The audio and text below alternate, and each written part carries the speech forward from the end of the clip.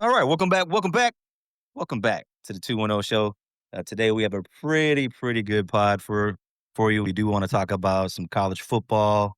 We want to talk about some NFL football, the recaps. We also want to talk about some baseball and a special topic, a Raiders therapy session. So, but before we get going on, let's do introductions. Me, I am your co-host, Mr. Raider. And I am Angry Joey. I am the hater with facts. And I'm Woo Pixley. All right. Well, Angry Joey, take us off with this MLB stuff. Man, I gotta say, this has been a really exciting MLB playoff series so far. There's been some really good games. Starting off with the Phillies and the Dodgers. I mean, who would have actually thought this one was coming? Because even myself, being a Dodgers fan, was actually predicting the Phillies to actually come away with this whole thing, and lo and behold, we are up 2-0, and they play again tonight. Now it is Major League Baseball. Anything can happen, right? The Mariners, they are actually tied 1-1 with the Tigers, and they are playing again tonight as well. The Brewers, no surprise here really, because the Brewers, they are just been kicking some ass lately, but they are actually up 2-0 against the Cubs, and the Yanks, they're getting their ass whipped. 2-0.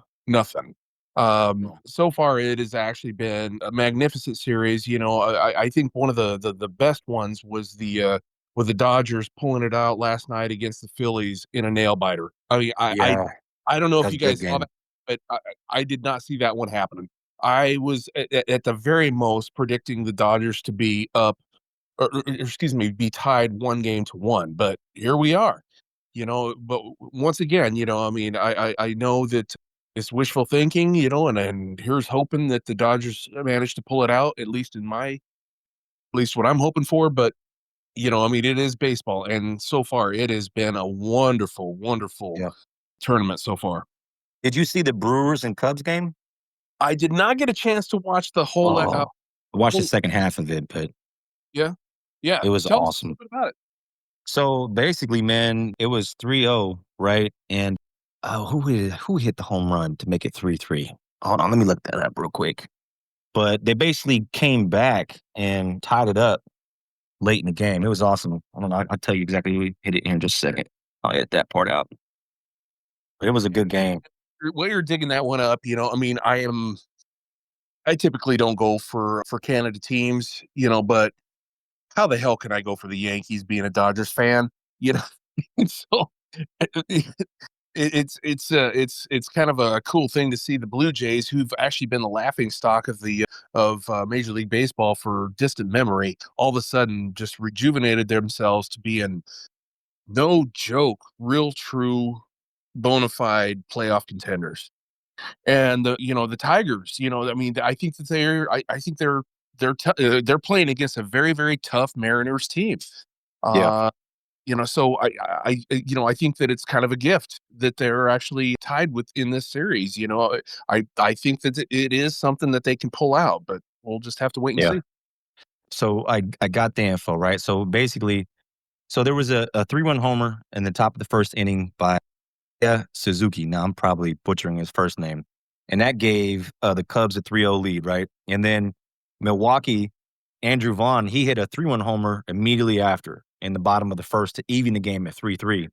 And it basically was a nail biter right there, like really good baseball being played. And then in the third inning, the Brewers, the third and fourth inning, they kind of took over.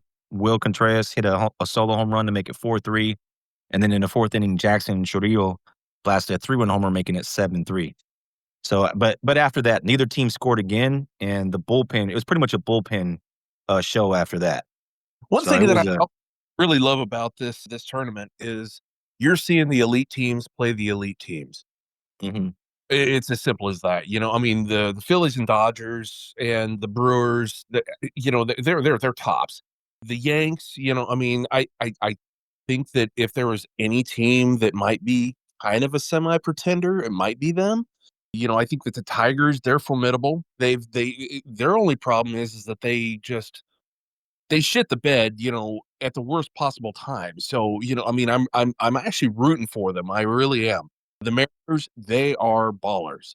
So across the board, I'm looking at all these teams, and they are the elite of the elite. I think that Okay. League Baseball got it right. Who you got winning these series then? What's your Oh, pick?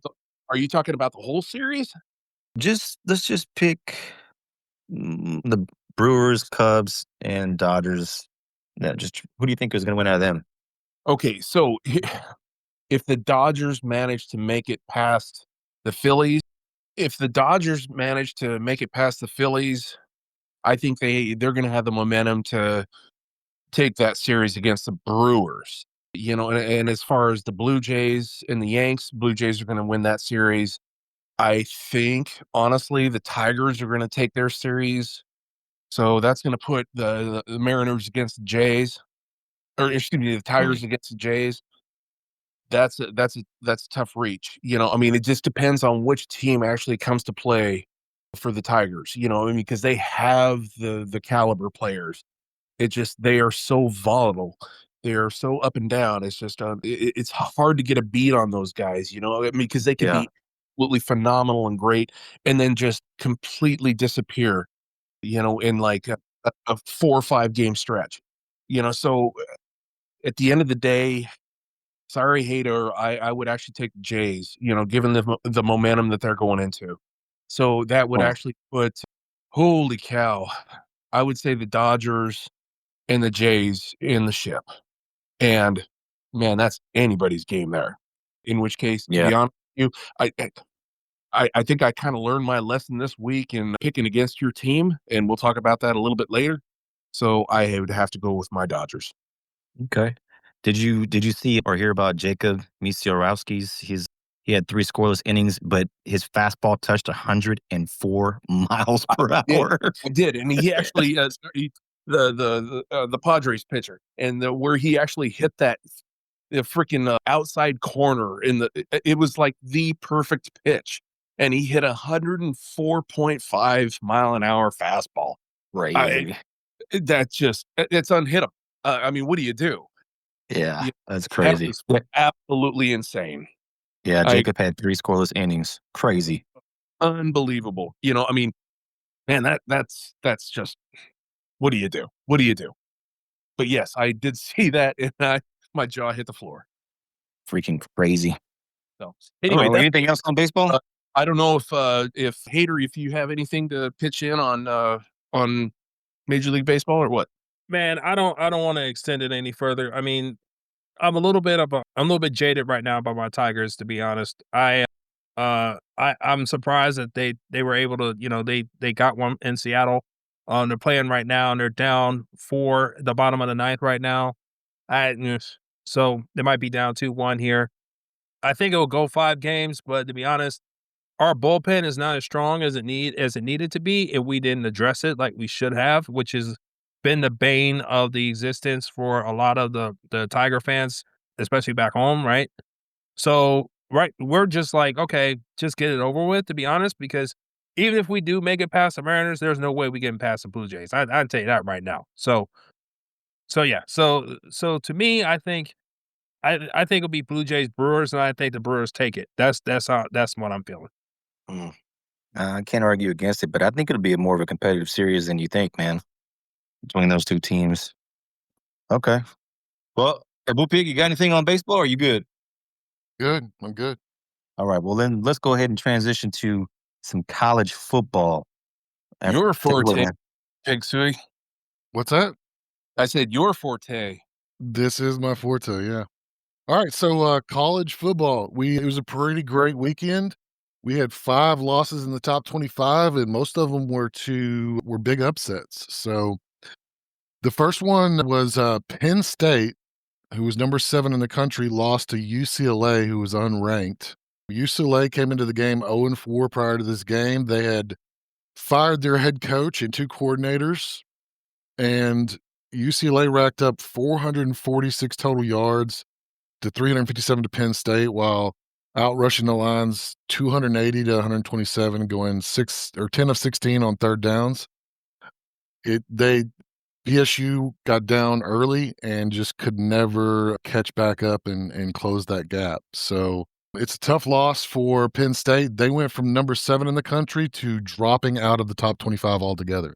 They are not Good. ranked this week. Good. So that was a bit of a shocker. The quarterback for UCLA, Nico Lamleva, Uh, he yeah, was I can't pronounce it either, but he went 16 of 24, 166 yards, two passing touchdowns, 128 rushing yards, and 3 rushing touchdowns. So he just mollywopped Penn State. So that was a shocking loss considering where UCLA was. They were a wreck Yeah. prior to this. No, So nobody loses to UCLA in the they in the- are a in the wreck.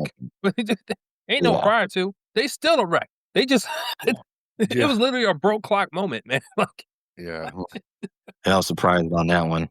Yeah, I mean, I'm a big believer in James Franklin. I still think he's a great coach, but this was devastating for their chances of making the playoffs this year for sure. Definitely some heavy moves that were made this last weekend. I mean, my goodness, where the standings are outside of Ohio State, I mean, my goodness, there's some crazy teams that are actually making some moves. Yeah. So then they're not the only one that had a precipitous loss either. So Iowa State, who was number 14, lost to Cincinnati, who was also unranked. Now, this one's a little bit more understandable. Cincinnati came into this game. I think they only had one loss. They're a pretty good team. And Iowa, they lost 38-30. They trailed 31-7 with a minute left in the half, and they came back to within 8. But Iowa, they have 16 players out with injuries right now, including 2 of their all Big 12 defensive backs, their top 2 kickers. They missed a field goal in this game. They just been hit by the injury bug. So it was unfortunate for them. They dropped from 14 down to 22. Hey, But Big Suey, I got to ask you, I mean, going a little bit off topic here, and we kind of dabbled into it last week about Texas teams. There's been some serious movement about certain teams going up and down. Now you got A&M at 5th and yeah, Tech at 9th. yeah. What So in the heck is going on with that? well, I mean, and the Texas Tech beat Houston, right? They were number 11 in the country. They beat them 35-11, and they were dominant in all phases. They had defensive turnovers, offensive line control in the trenches. They put a mollywop on Houston. So they rose 2 spots in the rankings. So now they're in the top 10. And then Texas A&M, they beat Mississippi State, so another SEC opponent, and they beat them 31-9. They just wow. broke one off in And it there. makes my heart hurt, just because my wife, of all people, is an A&M fan, and I had to actually take her shit for the last 3 weeks about her beating my Irish. Yeah, yeah. So, I mean, both of those teams won. Both of them played unranked teams, but both of them had dominating wins. Texas Tech moved up 2 spots to 9, and then Texas A&M moved from 6 to 5. So they're both in the top 10 right now. Speaking of Texas teams, though, number 9 Texas lost to Florida, 29-21. Let's talk about this now. Ouch. Yeah, Oh, okay, yeah. so I didn't get a chance to watch this game. What was the defining moment there? And, kind of goes back to, what we were talking about Manning. Is he Yeah. fool's gold at this point? I think so. Yeah, Texas struggled to find consistency, and Arch Manning was harassed all afternoon. So their offensive line isn't doing him any favors, but he threw 2 picks and had 6 sacks that game. He was 16 of 29, 2 touchdowns, 2 interceptions for 263 yards. The man But took 6 sacks. 6. yeah, As he in- took 6 sacks. Yeah. Wow. Yeah, they had turnovers, offensive line issues, quarterback failures, and this is coming. Excuse me. This is coming from a Florida team that was on a 3-game losing streak. That Yes. they looked like Bill Napier was out the door like in the next couple of weeks. Do you And think that this has anything to do with is it a coaching issue? Is it a personnel issue? I think it's a I can't quarterback. figure that out. It's an offense. It has everything to do with their offensive line and their quarterback. I don't think Arch Manning is as good as he was billed out to be. he can make deep throws, but he misses on way too many easy give-me's. He was overthrowing players, he was Yeah. underthrowing players. He made some decent passes during the game, some pretty beautiful passes, but he's not consistent.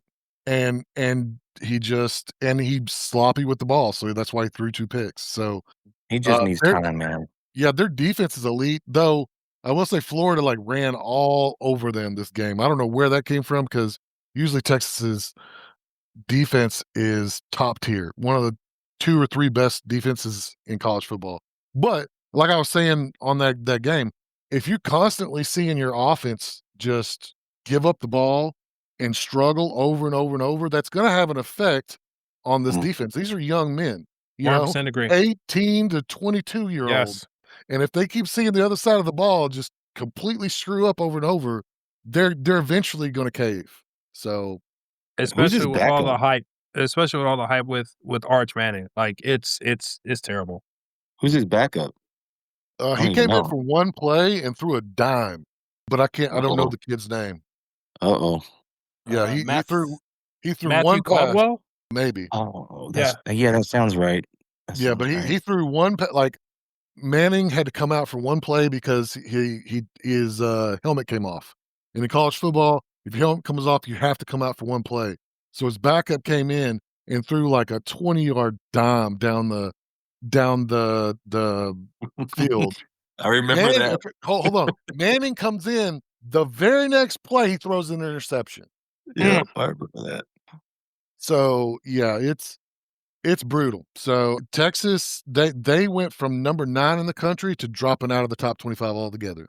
So do you think Texas is becoming like a key central powerhouse again in college football? If you look at all the Absolutely. ranked teams? Texas will continually be, talked about in the top 25. They're one of the blue bloods, so to speak. And now that they're in Yeah. the SEC, it's just gonna get better for them. So Deserved you or think not? their stock is going up? What's that? So you think Deserved or they'll not? Just out of curiosity, deserved or not? Deserved. I honestly think deserved. Who's the coach for Texas? I can't remember his name. Texas. Sarkisian. Steve Sarkisian. Yeah, Steve Sarkisian, he's the real deal. I like him. He's a great coach. They've gotten better and better under him. That defense is legit. I think they got sold a bill of goods. They saw that Manning name on the back of the jersey, and they went all in on it, thinking that he was going to be the next big QB. Oh, How can okay, you hold not, on. though? I mean, at the end of the day, you got Peyton Manning and then you have Eli Manning. Kind of hard not to, I mean, I get it. You're almost thinking that the apple doesn't fall far from the tree. Well, I mean, But he's got all the physical tools, right? He's a dual threat QB who can run outside the pocket, and he's got a cannon for an arm. Okay, but he's not. How But does? he's not making the reads he needs to. He's throwing into coverages he shouldn't be, Yeah, and he's slow. he's not consistent. He's inaccurate at times. So he's not as cerebral as they would say with Peyton Manning. Absolutely, yeah. Okay. I think his recognition is slow too. I mean, not he's an intelligent kid. Let's not Yeah, disparage I'm not him. calling him stupid. Don't get me Yeah. wrong. Yeah, I That's know, not. and neither am I. I'm just saying, like, he's slow to see these things or recognize them, but he'll get that the more reps that he gets. But the only thing is, he's playing for Texas, and I don't think he's going to have a lot of starts if it keeps going this way. And they've got a killer schedule coming forward. Yeah, It's not like these games are going to get easier for him. So and he needs to stay all 4 years in college or 6 or whatever he needs to do. But here's the thing, y'all. There was one person who tried to warn everybody about all of this, and that was Archie Manning, his uncle. He said, I'm sorry, his granddaddy. His granddaddy said that he was going to stay, even with all of the pregame or preseason hype, that he was going to come out in 26. He was like, no, he's going to stay another year. Now, everybody thought that this was because of, just because of Manning tradition. No, the reason is because clearly he's not ready yet. Maybe we He needs just some need to seasoning. take heed from what granddaddy was talking about. well, let me give you their very next game is is number 6 Oklahoma. Yep. They're about to get Red River. Oh my Yeah. goodness, that's Yep, gonna the be Red Yeah, River they Rivalry. they better get off the bus Be- right because it's gonna be a short game for them if they don't. Even though Yep. I don't care if Mater's out or not. Yeah, John Mateer, I don't think he's gonna play, but I don't think it matters. That defense is legit. Yeah, Yeah. they are ranked 6th, right? Yeah. They are. They're ranked 6th. Then they get Kentucky and Mississippi. So both of those are very winnable games, but they're both at their teams. They're both away games. So they have to go to Kentucky, to Mississippi State. Then they get Vanderbilt, then Georgia. Mm. Then they play my Arkansas Razorbacks. They'll probably win that one. Sorry, Hogs. And then their last game is against Texas A&M. Mm. So Yeah. I Mhm. see it. You don't I think that see A&M is gonna be I built see up for that? 4 Okay, so is it at College Station or is it in Austin? It's at Call Station. Oh, wait. Or no, I'm sorry. It's Is it Austin? it's in Austin. Sorry. Mm. Yeah, so I don't think it it's in matters. Austin. I don't think it Either matters. way, man, that's a hell of a game right there. I mean, those two teams hate each other. But yeah. Yep. But yeah, There's a lot of teams that Oklahoma, hate Texas. Oklahoma, No, Vandy, not Georgia, like that. Texas A&M. Yeah, Oklahoma, Vandy, Georgia, Texas A&M. I see all 4 of those as L's. So, Oh, okay. Wait a minute now. Wait a minute. Now, if we talking about you said between Oklahoma, their next 4 games, you see L's here? no. Between Oklahoma, Vanderbilt, Georgia, and Texas A&M, I don't see them beating any one of those 4. Okay, that gives them 6 losses. Now that's 6 losses on the season. Yeah. Yeah. Woo. Ooh, man. That's That would That's be a lot. rough. That's a pressure cooker going to next year if that's the case. That's Yep. a new starting quarterback next year. That's what that is. Yep. Mhm. yeah, Yeah. Yep. good point. Very good. So, And Texas is a pipeline for quarterbacks. yeah. So I'm gonna go ahead and put in my prediction. After this year's over, Arch Manning is gonna enter the transfer portal because Sarkisian's gonna tell him, "Hey man, you ain't starting next year. You need to hit the transfer portal, go play at Tennessee or go play at Mississippi State or one of Colorado. one of those Yeah, teams." something. You know what I'm saying? But Because okay. That leads to a bigger topic that we'll have to save for the off season. But man, I don't know if that's the best idea for him. But I see your point. you don't want him to get benched. That man wants to play in the NFL. He gets benched by He ain't ready, man. He should stay in that system with Sarkisian and learn how to play quarterback. But That's if what I'm saying. Sarkisian's not if Sarkisian comes to him and says, "Hey man, you ain't starting next year," he's gonna have to hit the portal. Or he just goes and has a conversation with coach and says, you know what? If I have to earn the job back at spring ball and stuff like that, if I got to re-earn the job, that's fine. Maybe that's what he needs. Yeah, Hey, that's what I'm saying. I'm 10 toes down. I'm putting down my prediction right now. Yeah. Next year, he's gonna be in the portal playing for a different team. Man, I can't argue against it, man. Can't I think argue that against it. I just disagree. I just disagree. That's the best option. Gotcha. Okay, let me do this, Boopy. Let me ask you this. So if the playoff was to start today, how Mhm. many Lone Star teams do you think make it in the playoff? 2. Texas A&M and Texas Tech. Oh, see, okay. That just reaffirms what you say. You really do think they're going to lose these upcoming games. All right. Oh yeah, Yeah, Texas is done, dude. Texas They're is not done. a playoff team. Yeah. They're not done. They're dead. They're dead. Yeah, Yeah. yeah. Yeah. I would only Texas say one. Texas Tech is number 9 in the country. I don't see them losing another game until they make the Big 12 championship. Okay. Okay. And then Texas A&M. A&M, they're number 5 in the conference right now. They have a very winnable schedule going forward. They could even drop a game and still stay in the top 10. So, yeah, if I had to guess, if I had to pick 2 teams that were going to make the playoffs, it would be Texas A&M and Texas Tech. Cool. Well, speaking of players, did you already talk about the Miami game yet? Miami and Florida State? No, I did not. Yeah, so Okay, Miami. I'm sorry. Let me continue, sir. Yeah. So my number 18 Florida State lost to number 3 Miami, 28-22. Miami rose to number 2 in the country. Florida fell to number 25 in the country. Miami led 28-3 going into the fourth quarter. Florida State was able to score a pair of touchdowns and then add a 35-yard field goal to cut it from 28-3 to 28-22 with 20 seconds left to go. They kicked an onside kick but it was secured by Miami, which caused the game to end. So in the last few minutes of the game, Florida State was able to, get it close, but that's just because Miami started playing. They weren't playing Miami ball at the end. They were just playing keep away. All So, right. but Is an good for them. AFC power shift incoming? Is it incoming? Are they Well, for real? well, I'll say this: that Miami they've beaten USF, Florida State, and Florida this year already. So unofficially, they already have the unofficial Florida State title. So they beat all the other Florida teams. Yeah. But looking ahead at their schedule, again, just like Texas Tech, they don't have anybody else on their schedule that's going to give them any trouble. So the next hard game that they're going to play is the ACC championship.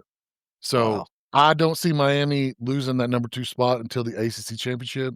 Even if they lost that, they're still going to stay in the top 10. So I would say Miami is a lot for the playoffs at this point. Okay, wait a minute. So do you think they've returned to national relevance, or is this like false Miami? hope here? Yeah. No, I do. Miami's like sneakily been getting better every year. I think Miami's legit. And Florida, just like Texas, it's a recruiting like mecca. So ask Michigan. They tried to go down there, but Whatever. with Keep with talking, their bro. with their satellite camps. But anyways, That was yeah, years ago, dog. I think Miami's legit. I think honestly, Florida State's not a bad team either. So I think college football is better when Florida State, Miami, and Florida are all three good. So yeah, I hope it lasts. So especially Well, when Well, that's just especially once Miami and Florida State join the SEC. I mean that'll see. make I it even knew he was better. gonna say that. I was just gonna say, Yeah. hopefully I knew they. it was coming I too. just said, hopefully they stay away from the SEC. But here you are. See that? Yeah. See, there you go. The greedy got to keep on being greedy. I knew it Y'all was got coming. enough, man. Come on, You know? dog. I can't, oh my god. Hey, Move I on. can't help it. The SEC is out here like playing Pokemon. We got to collect them all. No, you don't. That's the problem. Y'all jacking stuff up, man. There we at. All right. That I believe. Oh, the last one in the top 25 to lose. Vanderbilt, number 16. Vanderbilt lost to Alabama, number 10, and Ooh, Alabama that's right. kind of took it to them. So Yep. Ty Simpson, their And quarterback, he had 340 yards passed and 2 touchdowns. So should we fear the Tide again? It- No. Alabama's win certainly wasn't perfect, but the Tide should be pleased with that win. Two consecutive wins over top 20 opponents, and but unlike Miami and Texas Tech, they also have a tough schedule going forward. They got to play Missouri, number 14 Missouri, number And a 12 cakewalk. Tennessee. No, Missouri's legit this year. Number 12 Tennessee, number 11 LSU, and number 6 Oklahoma. So they've got 4 ranked opponents still on their schedule that are all very legit and They're could taking 2 L's on that. I'm telling you right now. They're taking I 2 would L's. I wouldn't be Say surprised, it honestly. with your chest. If they went 2-2, I'm not gonna be shocked. Yep. Now, I'm not gonna be shocked if they go 4-0 either. So, I mean, Nah, I don't see it. they've got the talent to do it. Mm-mm. So, I don't trust that coach, man. I don't think Caleb DeBoer is I don't think he's ready for that stage. I really don't. It'll show itself eventually. to answer your question, we'll have to wait and see. I don't know if Alabama's legit or Okay. not. Do you think that the SEC's power balance basically is flipped? What is it? East to west? I think I'm saying that right. East to Well, west. they got rid of the divisions, but nah. I mean, Mm. Alabama, LSU, A&M, Texas, all would have been in the West. In the East, you've got what, Georgia, and I mean, essentially just Georgia. It's Georgia, Tennessee, Vanderbilt. That's who am I missing in the East?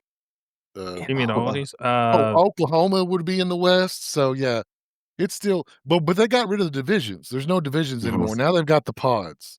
So they're almost like the NFL divisions, where they're in 14 pods. So they released those not too long ago. So for instance, Arkansas, our pod is Oklahoma, Texas, and Missouri. So we'll play those 3 teams every year.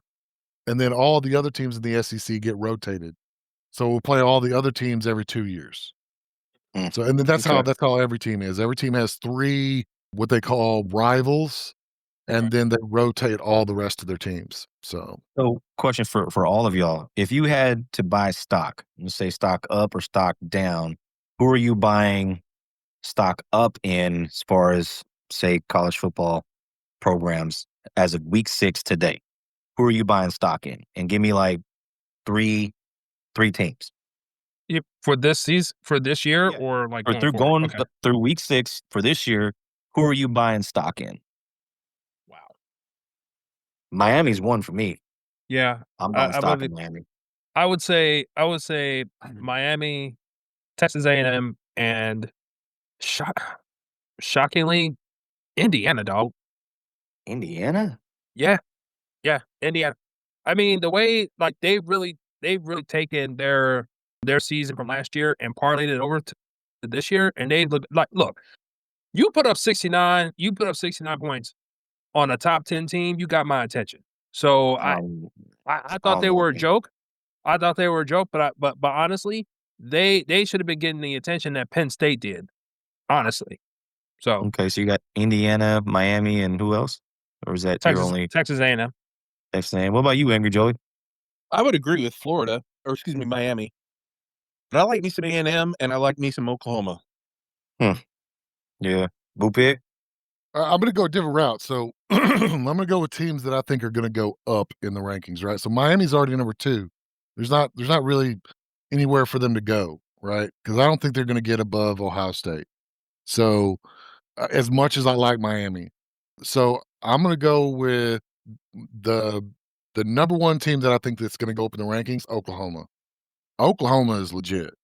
They they're 5-0 and have played some good opponents, and they're doing it without their Heisman hopeful quarterback Right. who's Their coming back defense. this week. Oh, he is. So, yeah, Oh, well, that's ooh, that's the rumor is that he's either gonna be back for the Texas Red Rivalry game or he's gonna be back for the game afterwards. So, they might they're not need they're him. 5-0 and have been mollywopping people without their star quarterback. So, once he's back and that dude is legit. He So, is.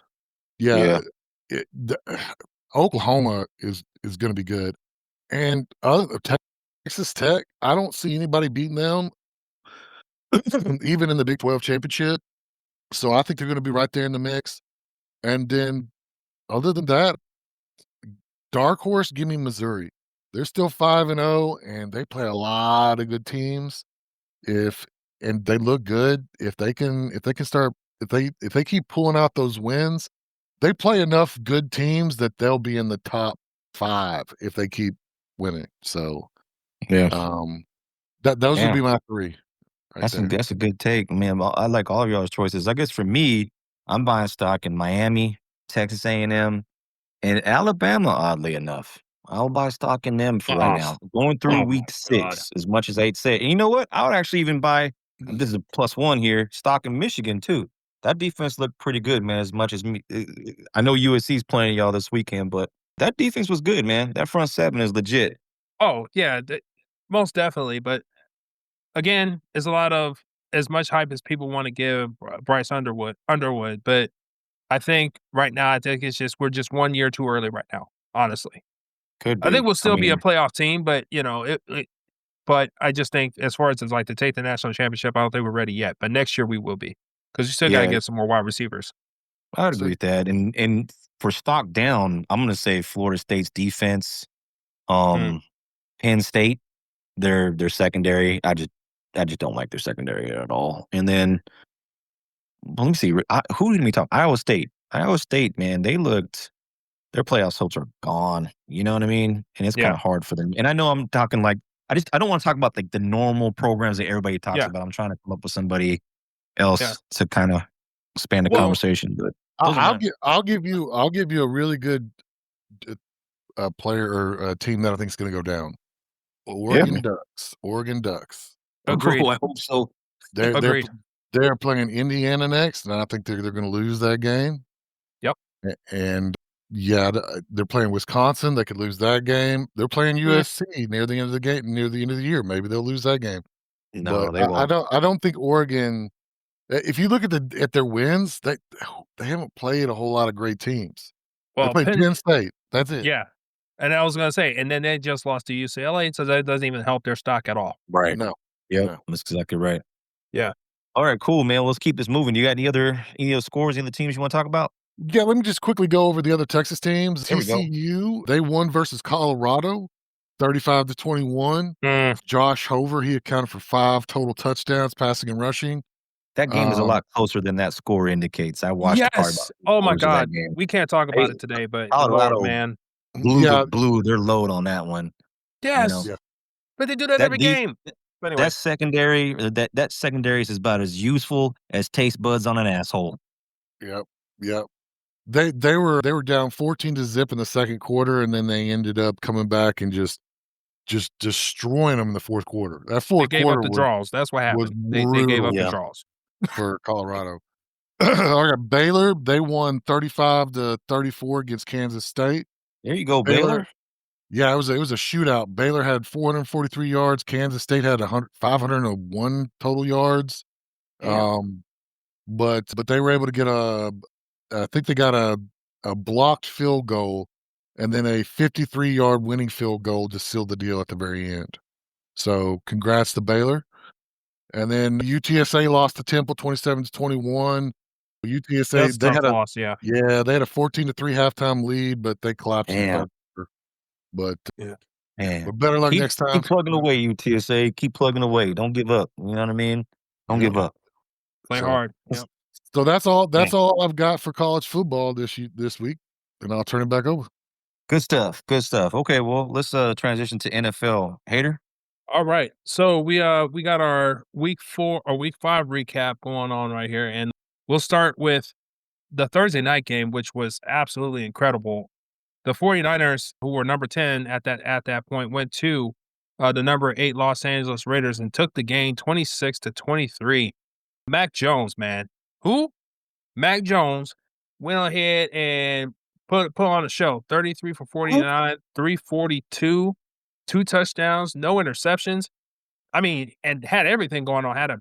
His knee brace was huge, like almost had his pants pulled down, like all types of stuff. He was like heaving on the sideline, all types of stuff. He was going through it, but he pulled it out. Last second field goal after a fumble by Kyron Williams, which was very disappointing because I mean Matthew Stafford, I mean he did all he could. 30 for 47, 389, 3 touchdowns. Puka Nacua did his thing. Christian McCaffrey did his thing. So it was all out even game. It just came down to turnovers. But the biggest question I have for the pod here, and I'll give it to you to Angry Joy first. Can the 49ers offense currently has 3.1 yards per carry, which is tied for last, can that be enough to carry them to the playoffs? I don't think so. I think they fall short. Yeah. Okay. So to be fair, we still owe them a big apology. Because once again, and you guys jumped on me early this last week. About apologizing to the Cowboys and whatnot, but the everybody was kind of assuming that the 49ers were going to just beat the brakes off of the Rams were going to beat the brakes off the 49ers. That didn't seem to be the case. So, no, do I think that they are actually gonna challenge in this division? I don't know, man. I mean, I think that this game was much more of an outlier than it was the truth.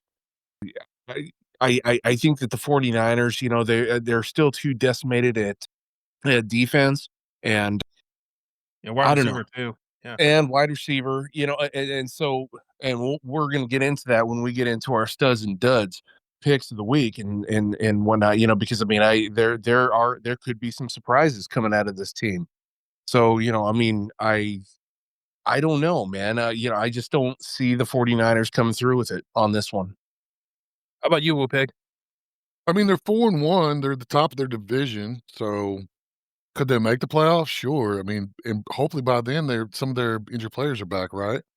So, but you're right. They're gonna have to do something about the run game because if they can lock down Purdy in one of these games, they can't right now. They can't rely on the run game to help them. Okay, so So one of the questions that I would ask is Purdy, is he elite right now, or is he just a flash in the pan? See, that's not And fair. That's not not only fair. okay, hold on now, and not only that, but I also want to ask, is the loss of Nick Bosa, Yes, that's or significant. Yes. that's big, Yes. So I mean, Absolutely. their defense is, yeah, they're just in a bad way right now, man. I mean, I guess my question would be, does Brock Purdy have to be elite for the 49ers?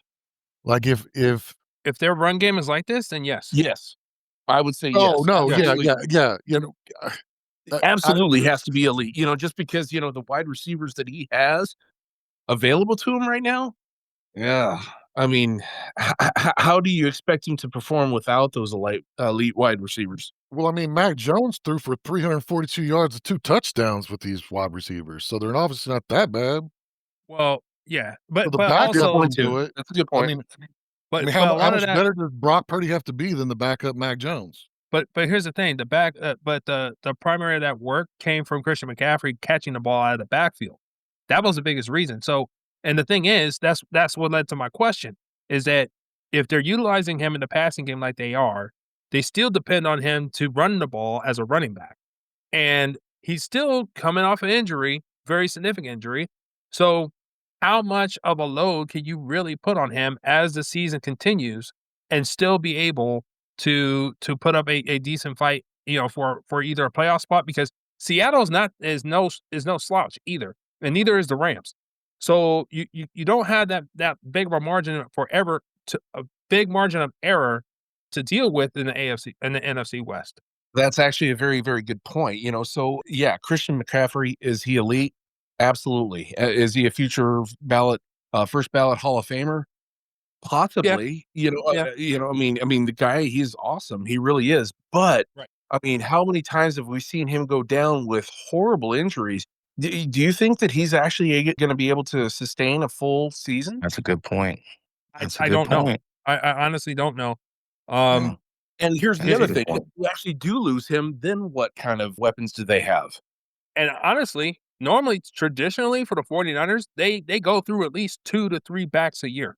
That normally happens. Now, right now, it's all on the wide receiver core, but regression to the mean would indicate that eventually they'll lose some running backs here. Hmm, that's a good point. Yeah. But I don't know if anybody else had anything else to add on this game or not. No, No, I'm other good. than the fact that I thought that it was one hell of a game that the 49ers put together, and kudos to them. It was Yeah. it was it Yeah, it was was a a gutsy win. truly stellar Very game. gutsy. I Yeah. mean, very, very gutsy, and nobody, at least in our group, actually saw the Niners actually winning that. Even our token 49ers fan. Yep. Well, You yep. know, Hey, and we're gonna get into my hypocrisy in a minute, but go ahead. yeah, yeah. Well, before we do, yes, the 2-0 show would like to apologize to the 49ers for doubting them last week, and they definitely gave us our slice of humble pie, but it's okay. So yes, so the next game that we had on the docket was the number 12 Denver Broncos going to the number 1 team of last week, the Philadelphia Eagles, and they pulled out the victory in an upset fashion, 21-17. Bo Nix started off a little bit rough, but he came back 24 for 39, 242, 1 touchdown, contributions from everyone. And the Eagles, they couldn't, push their way to victory, especially since Jalen Hurts took 6 sacks.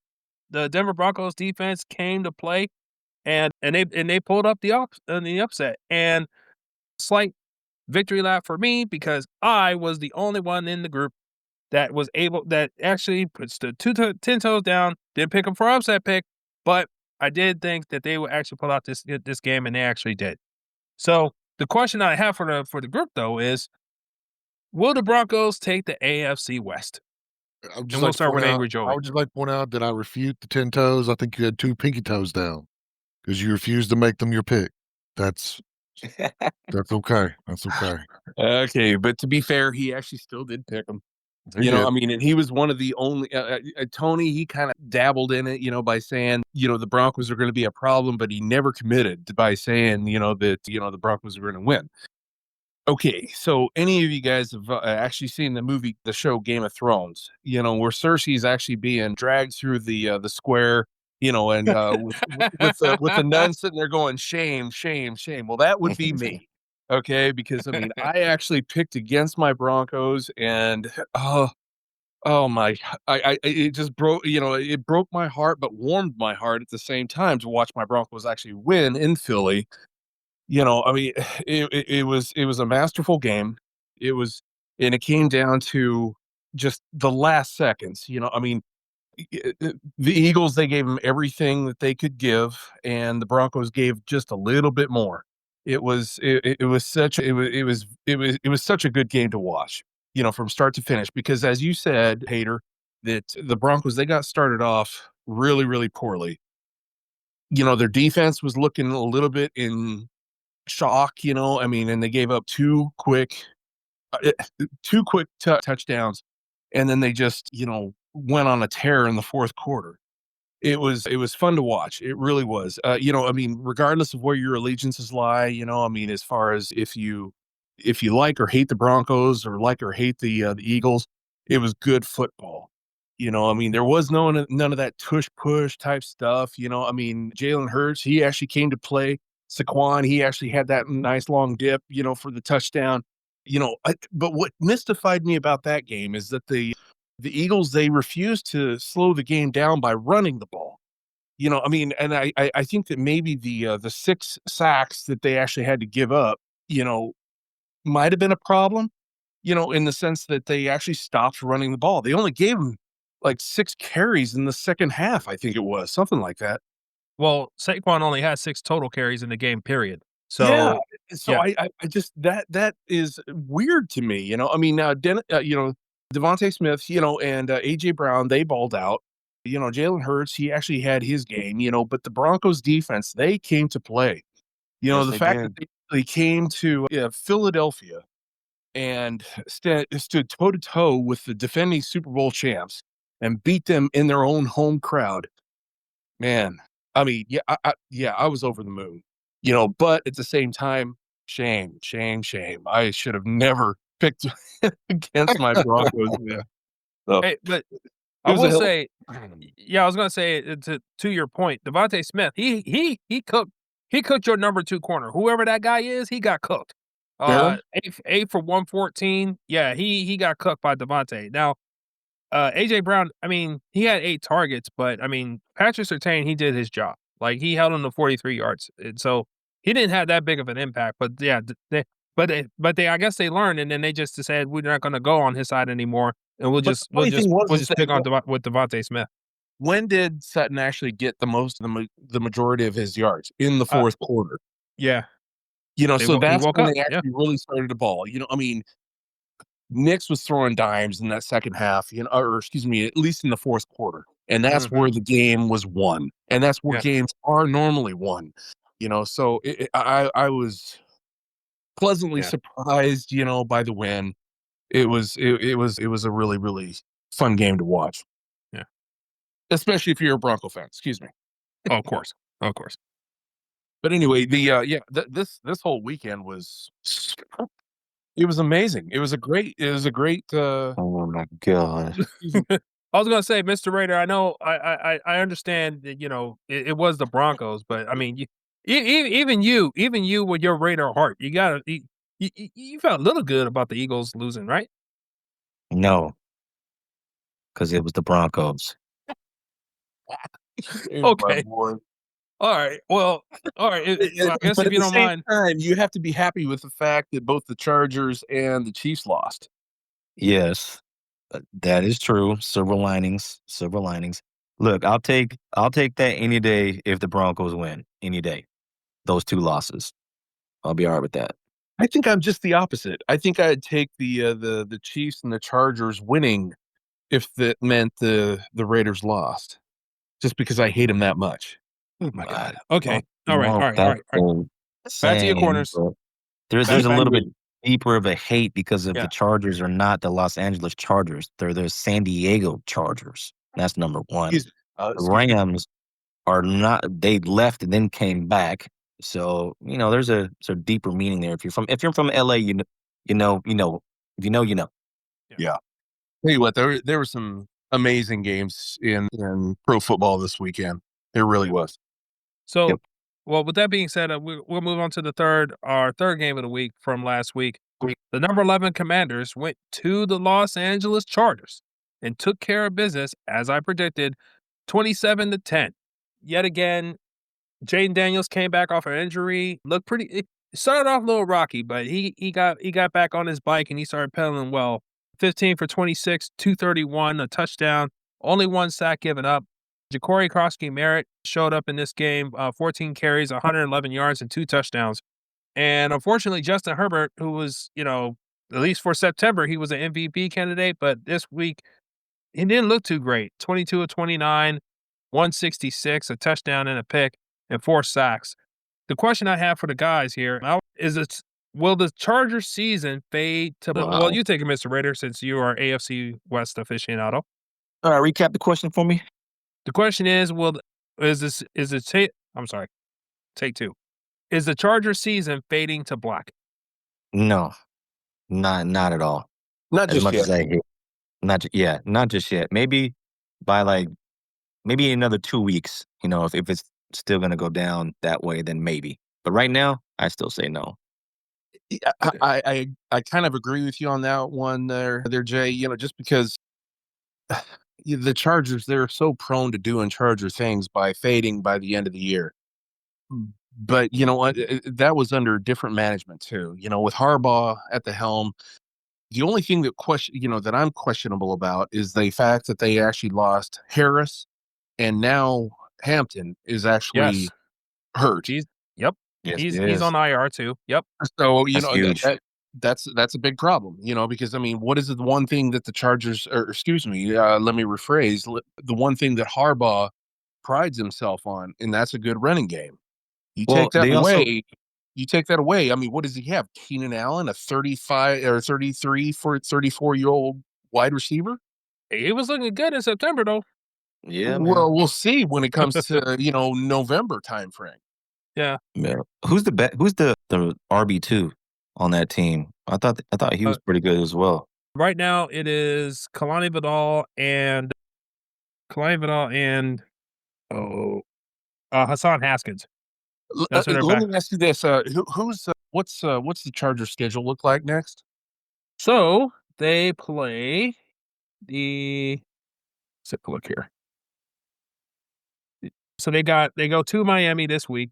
Then they play at home against the Colts, and then they have a Thursday night game against the Vikings, and then they're at Tennessee the 1st of November.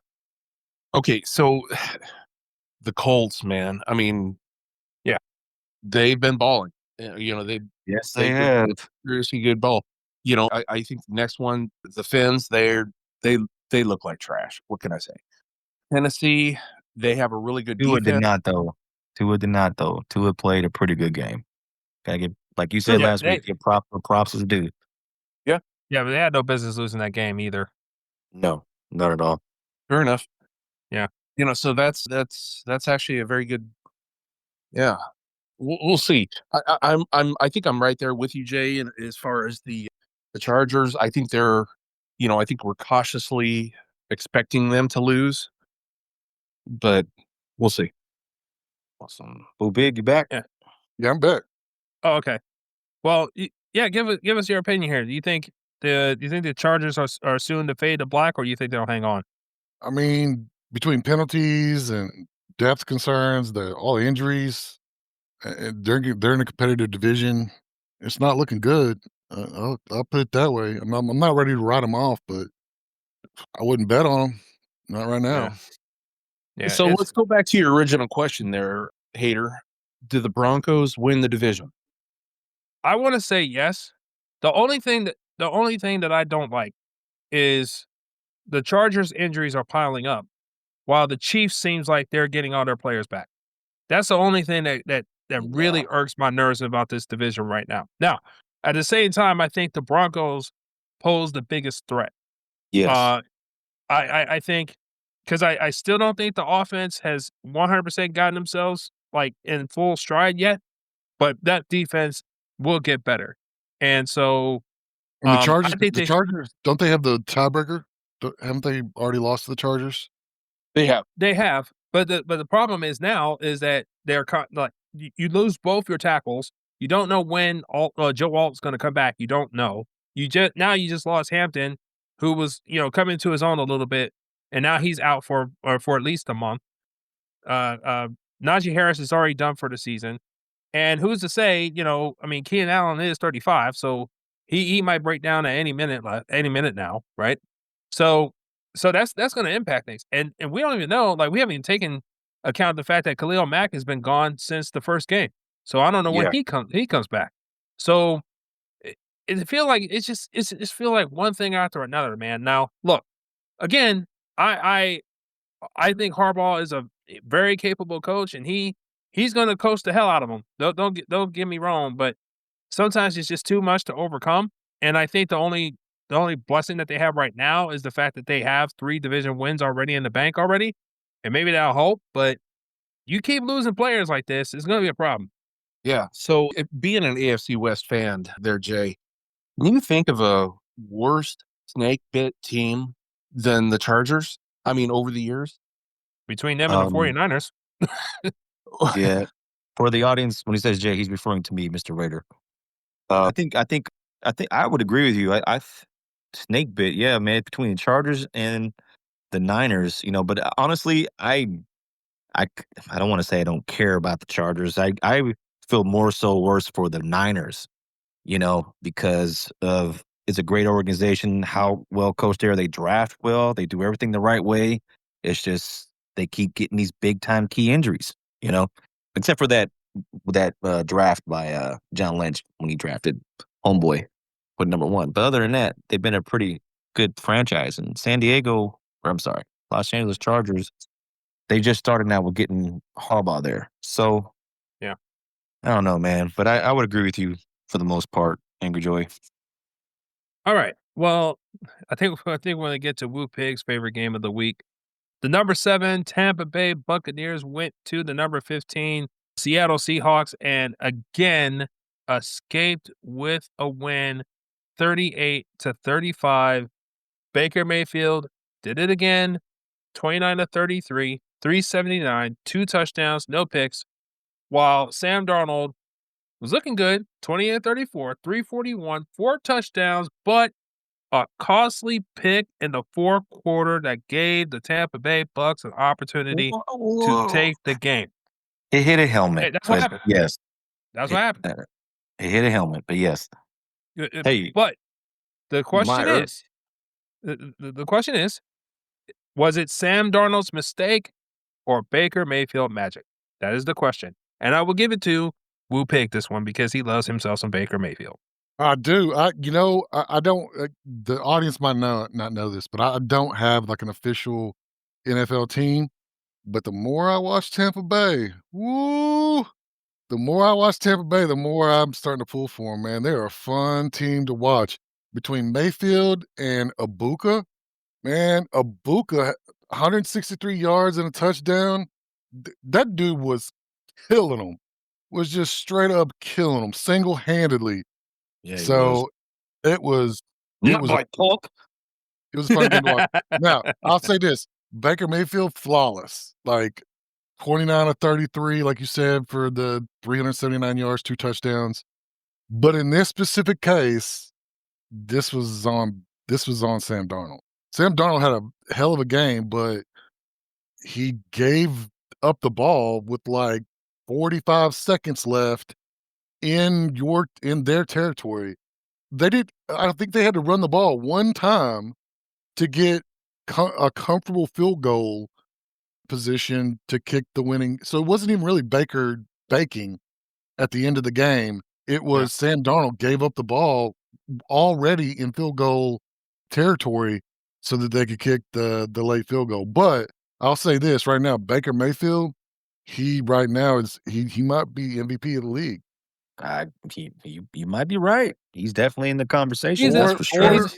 4-1, 4 games, winning all 4 of his wins are within the last minute of the game. Man, it's fun to watch. I'll say that. You're gonna see him on Progressive commercials again. Oh boy. Just wait until he gets some of his receivers back too. Yeah. Yeah, well, and so I'm wondering if that's gonna affect Buka, because he's become one of Baker's favorite targets, like, Well, I think it's real going to early. complement his game even more, at Yeah. least Baker Mayfield. I mean, now, what does that do for Mike Evans and Chris Godwin's fantasy? Well, I think that Evans, he's going to get his. So yeah, I mean, he's a Hall of Famer. I mean, but Chris Godwin, he could take a dip. Yeah. Well, it's kind of funny you say that, Angry Joy, because me and Tony with Takes had a quite a bit of argument about this very subject, about how you can lose your job to injury. Like Chris Godwin, yes, we understand the reputation that he has. We know what type of skill he brings to the table, but he has been injured a lot. Now, when you have let's just call it what it is. When you have a stud like Ibuka that has come in and taken it, basically is taking his job. He's basically being Wally pipped right now. Mm. And, he can come back all he wants to, but the sheer fact of the matter is he's gaining Baker Mayfield's trust and he's earning his respect. And even when Mike Evans comes back, he doesn't play the same type of he doesn't run the same type of routes that Mike Evans does. So No, no. he doesn't impact him that way. And as far as Chris Godwin, like unless, I don't know. I don't know how he does he gain his confidence back with Baker. I'm not sure how, but right now, Becca's doing his thing. So Yeah. what do you think? Does Chris Godwin ride the pine, or do they trade him? What do you think? Oh, good I don't think question. I don't think they'll trade him or anything like that. I just think that the his usage within the offense will just, he'll just be the number 3. Honestly, Okay, so I he's think just gonna take his snaps, is what you're saying. Yep. Yeah, it's the his. Go ahead. Well, I was gonna say Baker makes his reads too. I mean, he's good at distributing the ball where you're gonna give like, if you give a wide receiver, open looks, then he's gonna get him the ball. So, I mean, it's really up to him. He's Yeah. just gotta get open, Yeah. and I don't think Baker's gonna ignore him for Ibuka, but he's got definitely got more competition now. Yeah. All right, so what's the next game, dude? Yep. The last game was on Monday night. The number 6 Kansas City Chiefs went to the number 16 Jacksonville Jaguars.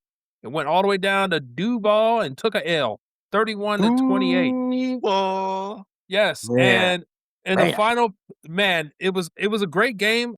It looked like, the Chiefs were about to, run them out of the building, but the Jaguars came roaring back, and then, you know, Patrick Mahomes tried to do his magic one last time, but the ball was given up to Trevor Lawrence, and Trevor Lawrence saved the day with a run-in for a touchdown after the offensive lineman stepped on his foot. He stumbled a couple times and still was able to get into the end zone.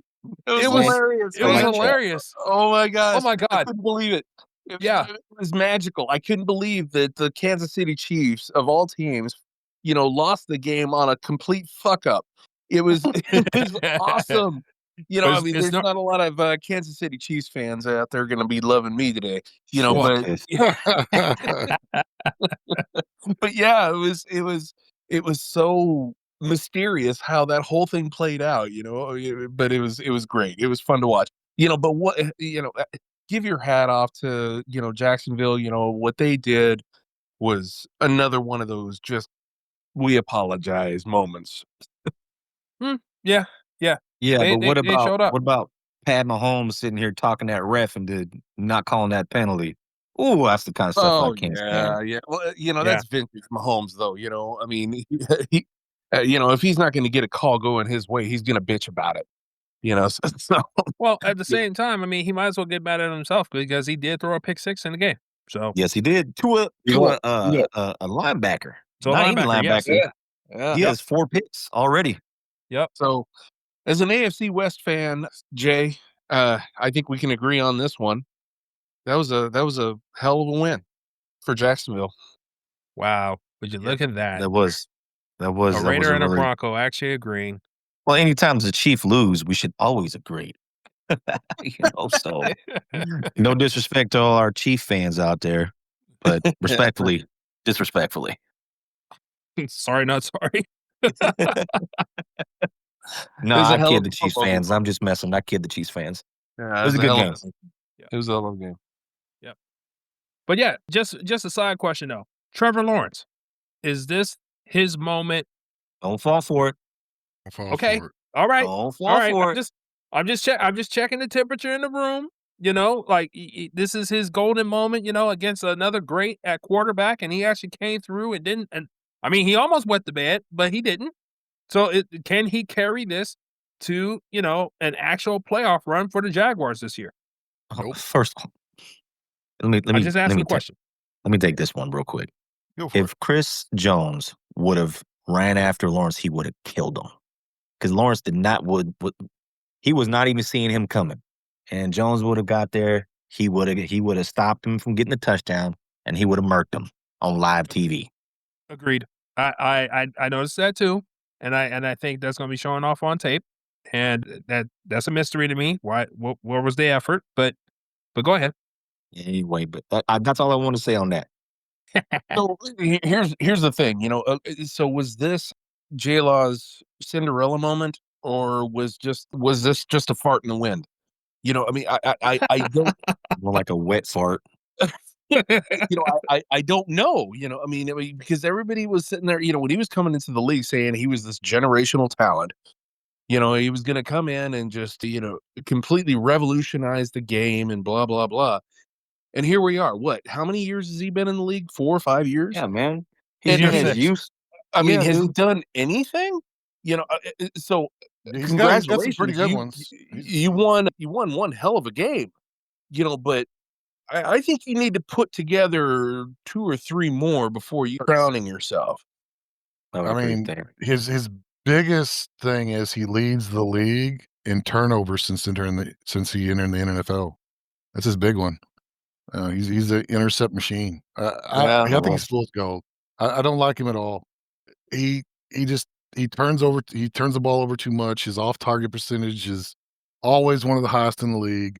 Yeah, they're 4-1, but so is the Indianapolis, and I think Indianapolis is going to give him the business. So he's already got 5 interceptions in 5 weeks this season. So yeah, I think it's fool's gold. I think that they're going to come back down to earth, and before it's all said and done, it's going to be the Colts winning that division. Okay, it's of course he's going to say that right now.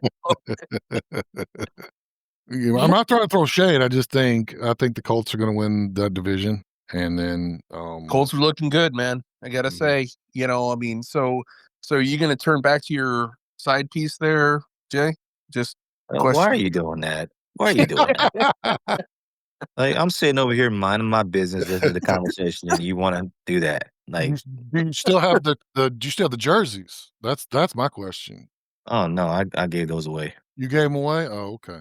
Yeah, yeah. Look, man, when your team leaves Oakland, or first of all leaves the Raiders, and you grew up, and that's the first team like that you ever watch and care about, and they leave, they break your heart once, then they leave Oakland and break your heart twice. It's like like that. And then I finally came back to senses. So it's like, all right, that was the first NFL team I've ever had the privilege of watching. And because the way they would practice outside of my school, we would go walk across the street and we would see all these like Porsches and Lambos in the field. And I'd kind of put my face against the fence to look through the black mesh that they had around them.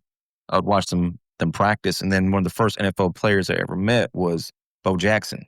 And I remember it was amazing just to even see the guy, and he came because he was going through and he was signing autographs and stuff. But so that was my first exposure. And then when Bo Jackson, who's this Bo Jackson you speak of? I don't yeah, know. just some average Don't be guy. disrespectful. No, Joey, come on. can't even possibly disrespect that man. That guy was a freak. Yeah. But to go back to the original question, I do see the Colts, but I'm kind of put them in the Chargers category as far as the seed in about 2 more weeks. Because Danny Dimes, more like Danny Nichols, might show himself. It's only week, 6? Yep. He'll make an appearance.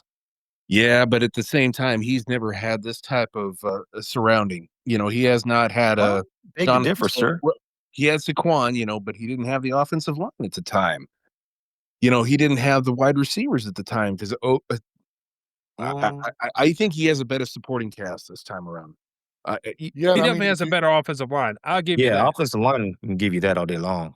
But if you're comparing him directly against Trevor Lawrence, he's got a better completion percentage.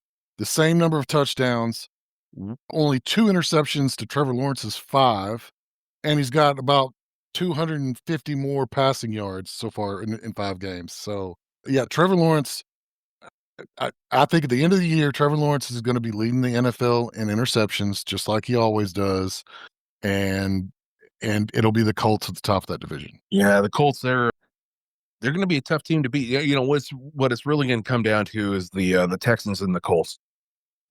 I don't know about that interception call there, Woo Pig, because there's a dude named Geno Smith still lurking out there, and Oh my God. I Triggered. mean, I'm sorry, but hey, the way he's throwing picks out there, I'm like, good lord. But You get one. You get a pick. You get a pick. You get a pick. Everybody gets a pick. God dang, man. He's leading the league in picks.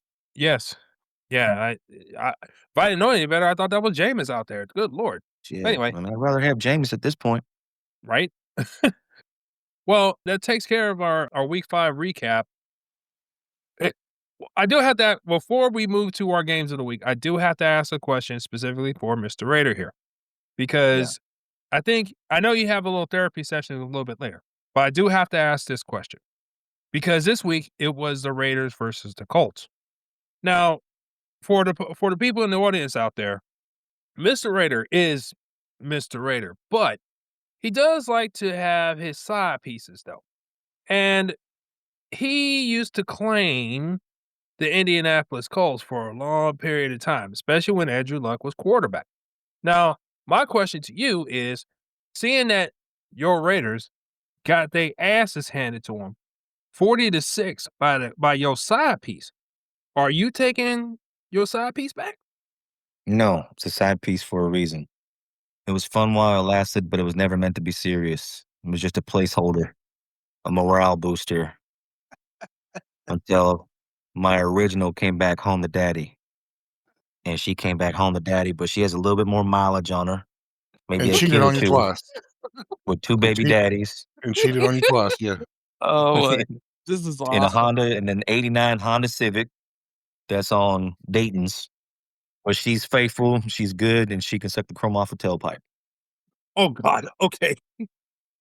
Did that answer your question? Oh my God. Yes, Oh, man. yes, it does. Is that too much? I mean, Was that I was mean, that the I line? mean, I mean, we are talking about the Raiders, so she might have a lazy eye, but okay. All right. Now, what I said was funny, but that shit's just cruel. Lazy eye and a fucked up toe. Oh, oh, yes, you Bronco all fan. right, let's move on. Let's move on. Let's move on. You Let's move Whoopi on. don't even have an NFL team, so I don't want to hear nothing from you. Hey, after what you said to my hogs, anything's allowed, okay? Yeah. Well, there is that. Use But the we're gonna word move on. doormat, okay? We're gonna move on. Gotcha. Touche. All right. Well played, sir. All right, week 6, our games of the week for this week. Starting with the big one.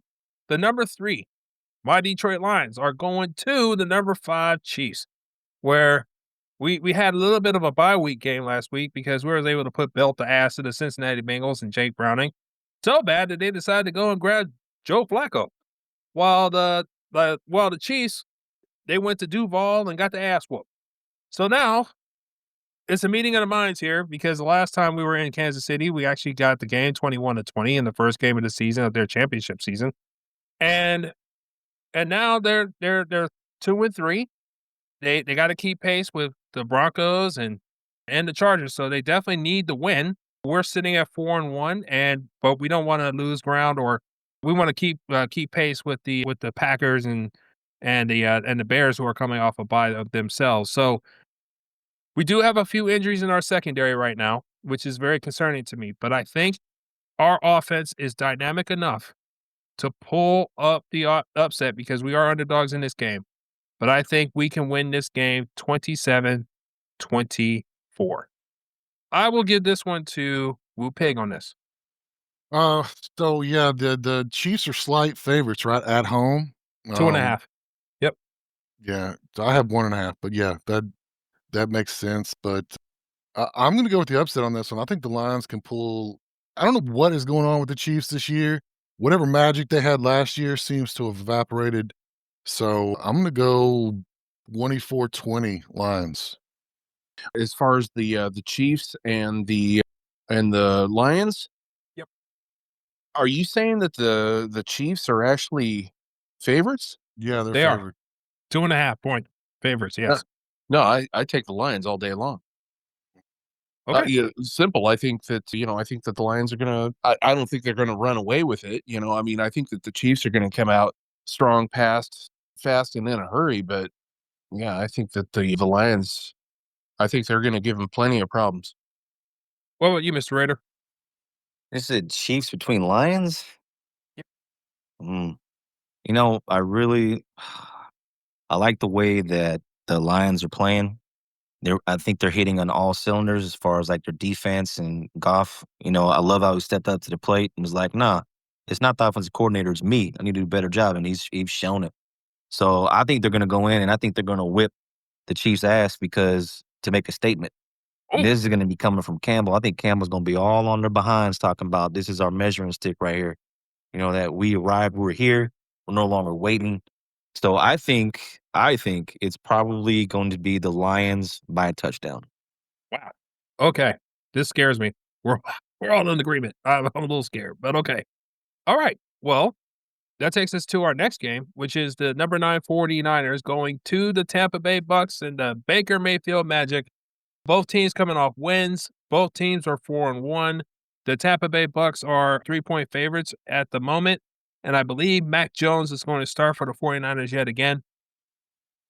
Ah, man, as much as it pains me, I think I think Baker's got one more in him. There I you just go. I don't know what the hell is going on. I don't know what the hell going on, but man, especially following up behind Tom Brady too. Like, dude, this is Isn't it crazy? ridiculous to me. But but yeah, I think with Ibuka being on the heater that he's on right now, even though they don't have Bucky Irving, but I think the injuries for the 49ers will catch up to them in this one. And I think the Buccaneers will take down the 49ers. I'm going to call 30-27. Yeah, I'm with you there. I think Baker's gonna bake, and I'll go 27-20 Bucks. Okay.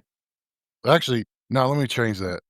I'm gonna go 24-21 with the last second field goal. Just Oh, yet yeah, again? yeah, just yet again. Okay. Okay. All right, Angry Joe, what you got? Okay, so I made the mistake of underestimating the 49ers this last week. I'm not going to do so again, but I'm not going to have them winning. I am going to actually go 24-17 Bucks. All right. Mr. Rayner? I'm gonna go the other direction. Initially had the Bucks, but you know what? I'm just gonna go ahead and do the 49ers. I see the 49ers winning by a field goal. Okay. All right. Must be the All right. train. Hey, well, hey, we'll see. Yep. All right, so next game is the number 14 Seattle Seahawks coming off a devastating loss to those Bucks. They now have to go to Florida to take on the Jacksonville Jaguars. The Jags are currently a 1-point favorite in this game. Trevor Lawrence versus Sam Darnold. Who would have thought that this would actually be an interesting game? But it is. That last turnover by Sam Darnold has me thinking that the bottom might fall out. And with the Jaguars defense being they're greedy as far as getting turnovers, I see the Jaguars actually blowing them out. I see 28-17 Jags in this one. That's interesting because they have it a lot closer than that, but that's interesting. The spread is anyway. Yeah, the spread is close, but yeah. What do you think? Seahawks 27, Jaguars 24. I think Sam Darnold had a great game, even with that last second doink off the dude's helmet. And like I said, I don't believe in Trevor Lawrence. He's inconsistent and he's a turnover machine. So I'm thinking the Seahawks, even though it's at Jags, right? It is. Yeah, Mhm. even with that, I'm gonna go Seahawks. So Okay. Angry Joy, what you got? So I actually have the Jaguars going 17-13. I just think it's going to be a little bit more of a defensive game than people give it credit for. I don't, like you were saying there, Woo Pig, that J Law, his offensive prowess is sorely lacking. But I'm not a big believer in Darnold either. So I think it's going to be a low scoring game. But I give the edge to the Jaguars at home. All right, Mr. Raider, what you got? I think it's a little early to say the bottom's going to fall out on Sam Darnold. And if you look at his stats, and Woo Pig kind of mentioned it earlier, his stats are pretty good, man. He's doing his thing. And again, that interception hit off a helmet, so he was playing great that game up until that point. So I actually think the Seahawks are going to take care of business with the Jaguars. I think they're going to expose T. Law for what he is, which is a mediocre quarterback at best. And I have the Seahawks winning by 2 touchdowns. Okay. Whoa. Yeah, all right. Okay, so our next game is the number 20 Chicago Bears going to the number 10 Washington Commanders. Bears are coming off a bye while the Commanders had won their game against the Chargers in demanding fashion on the road. So now they get to come back home feeling pretty good about themselves. Jaden Daniels will have his second game coming off of injury. I feel like now last year they played and Washington came away with a victory thanks to a bobblehead stupid mistake by one of their defenders on a Hail Mary. I think the Bears are going to be looking for revenge on this. They understand that in the division they can't afford to lose games, and so I'm going to call. It is a 4.5. I meant to mention is a 4.5 point favorite for the Commanders in this one, but I'm going to call it upset here. I'm going to say that the Bears actually take this one 21-19. Bold pick. Yeah. What do you think, Woo Pig? Oh, me? I'm up. Okay. Yeah. I'm actually the opposite. I think the Commanders are actually going to cover this. They're not only going to win, they're going to cover. So I think 24. The Commanders are going to win 24-17 against the Bears. So All right. Thank you, Joey. I don't think it's going to be anywhere near as close as all that. I'm going to say the Commanders at 28-10. Ooh, wow. Okay. okay. All right, Mr. Raider. I think Daniels is going to ball out. So I got the Commanders winning by 10 or more. Wow. Okay. That would be very alarming if that happens. Okay. And I think Caleb Williams is going to look like trash. Wow. Yeah, that'd be very alarming if that happens. But okay. Our last game of the week is also on Monday night, and it is the number 2 Buffalo Bills, who just lost to the Patriots this week. They go to Atlanta to take on the Atlanta Falcons, who are 23 this week, but they are coming off a bye. I must say, the Bills lost to the Patriots, man. I don't know. It seemed a little weird. It seemed a little weird, and I can't quite put my finger on it, but something's not right. I don't know what, but something's not right. And I think the Falcons actually have a pass rush that has to be dealt with. And so if the Patriots were able to do what they were able to do and take home a win, I think the Falcons can do the same. So I got the Falcons taking this one 24-21. Buffalo right now is a 4.5 point favorite, but like I said, I think with the offensive weapons with Bijan, Drake London, and Michael Penix, I think he'll have his feet from under him right now, and Kyle Pitts as well. I think they can actually get the victory on the Bills. What was the spread again? The spread is Buffalo 4.5. 4.5. Got it. Yep. I say 3.5 for Buffalo. I got Buffalo 30, Falcons 20. Okay. Yeah, I just think that I still think Buffalo's a powerhouse, and I think they're gonna put it to them. Okay. So for me, I'm actually kind of thinking that the Bills are going to win, but I am not so sure they cover.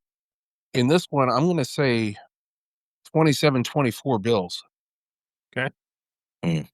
Yeah, I would go with that too. I think it's going to be a lot closer than what people think. Where are they playing? Are they playing? Oh, they're playing at in Atlanta. Yes. Yeah, no, it's going to be closer than what most people think, and I do agree with the Buffalo by 3.5. So yeah, I would agree with that. Okay. And just as a side note for the audience, the Baltimore Ravens game was should have been up a game of the week, but they have looked so trash the last 3 weeks. I just refuse to make them a game of the week. I just cannot do it. Even though they're falling in the rankings as they should, but because of they're still a top 10 team technically, but they have not earned the right to be a game of the week. I'm sorry, especially not with Lamar out as they are right now. So, but with that said, that takes care of the games of the week. And so now we are going to our sleeper studs and duds for this weekend upset picks. And so I will start first. My sleeper of the week is Cole Kmet. I think that again, they're going up against the Commanders, and the Commanders, again, they're one of the oldest teams in the league, and their defense is very much so old. And so I think that coming off a bye, I think the Chicago Bears will be able to expose the linebacking core with the two tight end sets with Colson Lovin and Cole Kmet. And I think he'll have a very good game this week. Now, my stud of the week. Oh my God, this is going to be 2-0 history. This will probably never happen again. But my stud of the week is the quarterback for the Pittsburgh Steelers, Aaron Rodgers. What? What? You? OMG. Okay, you do have this shit Wow. recording, right? I just want to make sure. Yeah. I can't believe my ears. Yeah. Oh my I need, God. I need to look and see if it's snowing in San Antonio. I was gonna say my right ear or my right eye just started twitching. I'm just saying. Look. I think I had a fucking stroke. Look, I didn't want to do it. I didn't want to do it, but given the He's trying fact to get that them what, points. given the fact of what the Browns just did, they just traded away Joe Flacco. So that now Dylan Gabriel has to go to the Steelers and play that team. I think the Steelers defense is going to go off on him, which will cause more possessions for Aaron Rodgers to have, and I think he'll put up an actually good week this week. And they're coming off of a bye. So, old dude coming off a bye, got some extra rest. I think that this will be the week for him to get it done and be a top 10 quarterback this week. Again, I hate to do it.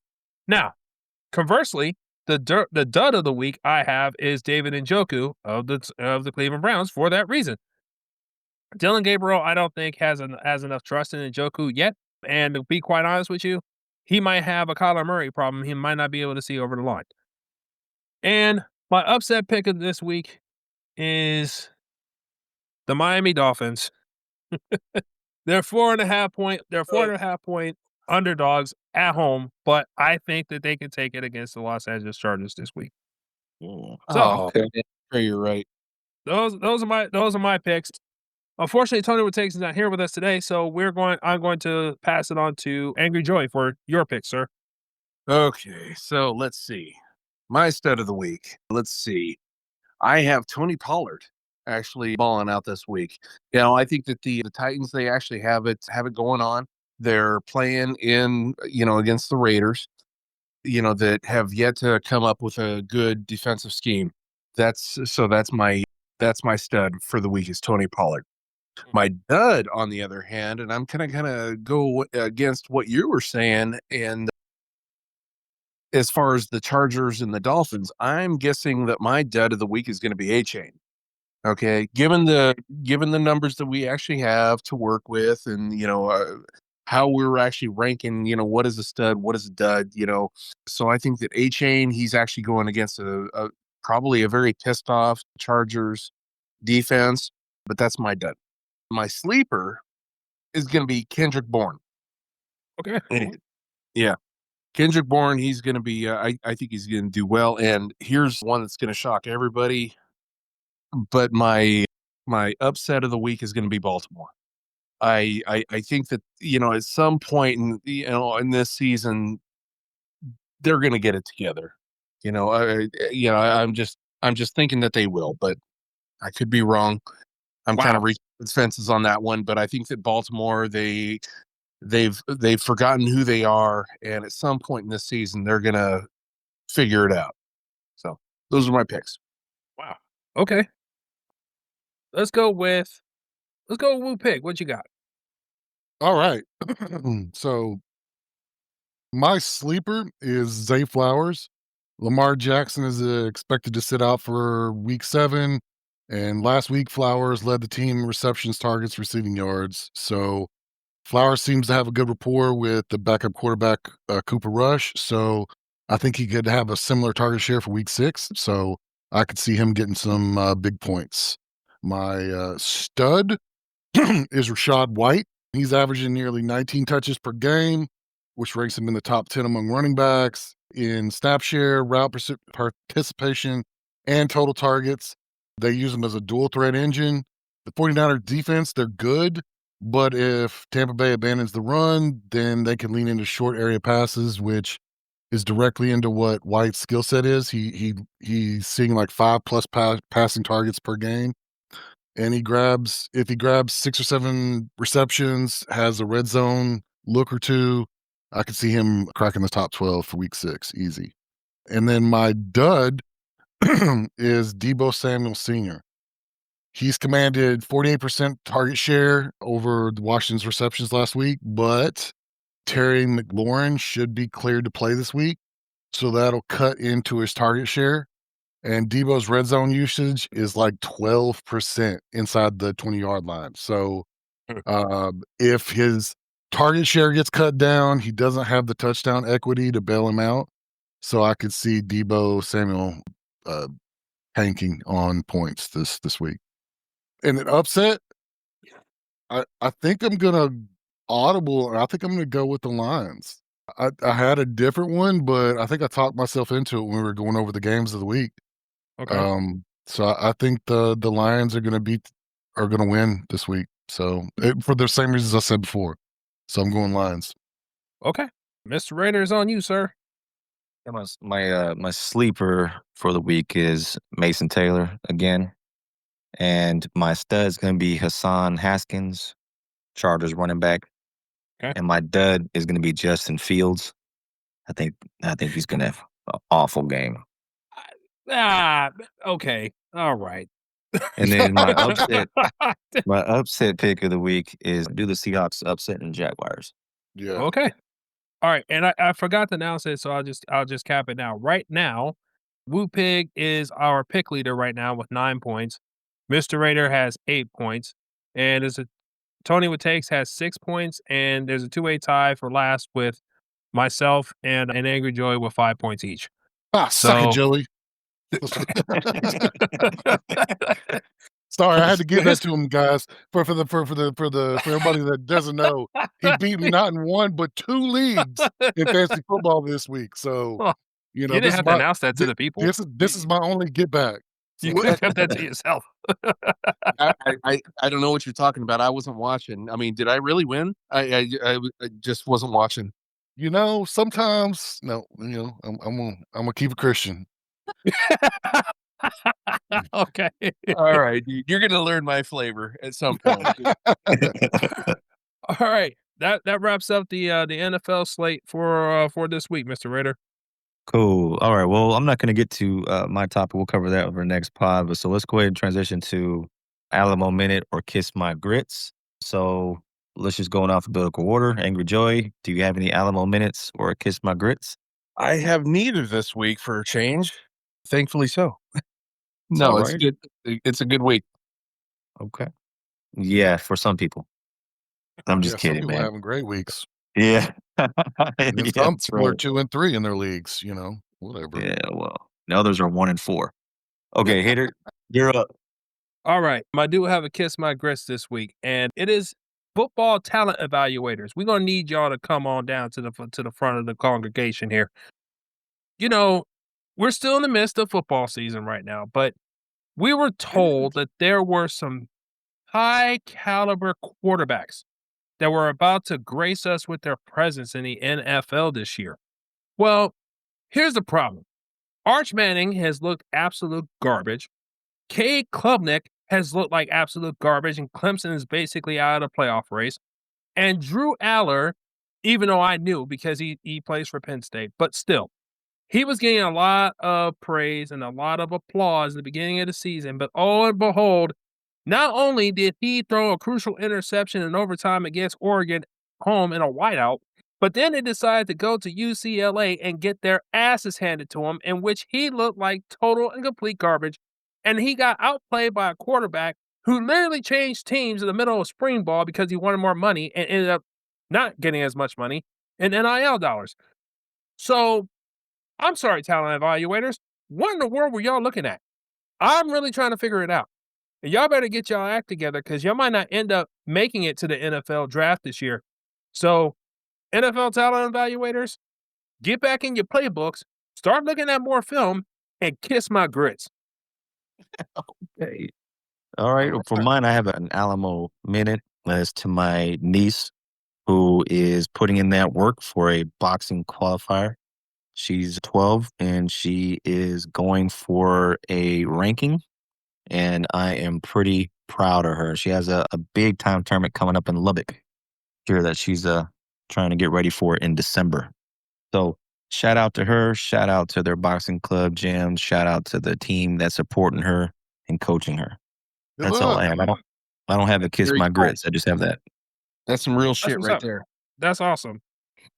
All right. Well, shout out to them, man. Shout out to Yeah, them. she goes by Mila the Gorilla. All right. Yeah.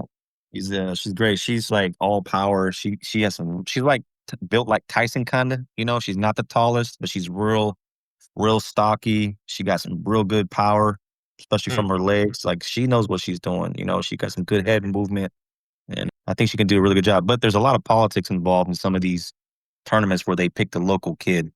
You know, I've seen it before, but yeah, this one's gonna be good. So I appreciate that, fellas. That's all I have. Blue Pig, you got a kiss my grits or Alamo minute? I mean, just a shout out. I saw a stat today that, or a couple days ago, that I thought was interesting. That Oklahoma, every single quarterback for Oklahoma since 2015 is in the NFL as a starting quarterback. So it's Baker Mayfield, Kyler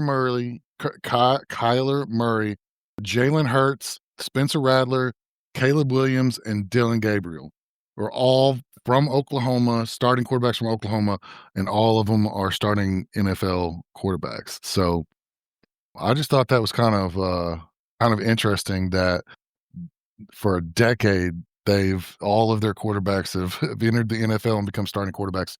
And their next one, John Mateer, he's going to do the exact same thing. He's going to be a starting quarterback for some team. So, shout out to Oklahoma. Quarterback you. Good Can't stat argue there. against it. Yeah, good stat. Oh, all right. Well, any last minute go backs before we sign off from anybody? Good. No, sir. Mm-mm. Okay. Well, before we sign off, go ahead and hit them with those socials there, Hater. Yes, you can hit us up in podcast form on Apple, Overcast, and Spotify at the 210 Show. You can hit us up on YouTube at the 210 Show Podcast. And we also have a Discord channel that will have a link in the description on that YouTube channel if you want to join us there. If you want to hit us up on email, there's J at the210show.com and Hater, H8R with facts, FAQS at the210show.com. And please, as you listen, as you take in our banter and stats as we throw them out there, please leave a comment. Please leave a 5-star rating. We'll greatly appreciate it. And it might be a t-shirt in there for you. I signed one at that. Yes. By everybody. Yes. Cool.